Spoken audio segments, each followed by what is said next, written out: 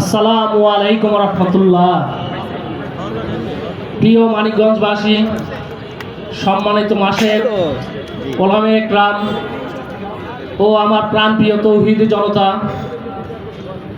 আজকে হেফাজত ইসলাম কর্তৃক আয়োজিত এই সমাবেশে আমরা উপস্থিত হয়েছি কোনো বিশৃঙ্খলা করার জন্য নয়, এখানে কোনো অরাজকতা করার জন্য নয়। এখানে আমরা একত্রিত হয়েছি মহান আল্লাহর শানে কটূক্তি করার কারণে, আমরা তার বিরুদ্ধে শাস্তি দাবির লক্ষ্যে এখানে সবাই একত্রিত হয়েছি। আপনারা সবাই জানেন এই আবুল সরকার কি ধৃষ্টতা দেখিয়েছে।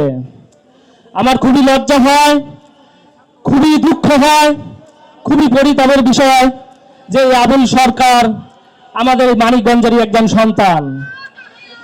এটা আমাদের জন্য এতই লজ্জা, এই কারণে আমরা এই আবুল সরকারের জন্য সবাই একত্রিত হয়েছি। এবং এই আবুল সরকার এই মানিকগঞ্জের মাটিতে কখনো এই আশ্রয় পেতে পারে না। সেই মানিকগঞ্জবাসীকে কলঙ্কিত করেছে, সে আমাদের ইমানে আঘাত দিয়েছে, তাই আমরা তার সর্বোচ্চ দাবি জানাচ্ছি।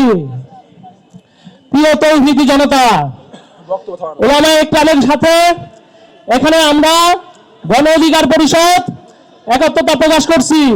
গণ অধিকার পরিষদ সবসময় অন্যায়, অবিচার, ফ্যাসিবাদ এবং নাস্তিক্যবাদীর বিরুদ্ধে সবসময় বিদ্রোহ ঘোষণা করেছে। আমরা আমাদের দাবি আদায়ের জন্য সর্বদা সচেষ্ট থেকেছি।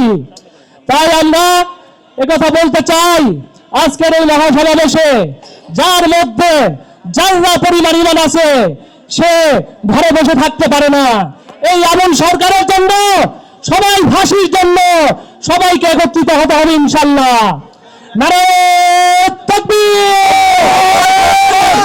নারে তাকবীর, আল্লাহু আকবার, নারে তাকবীর, আল্লাহু আকবার। আসসালামু আলাইকুম।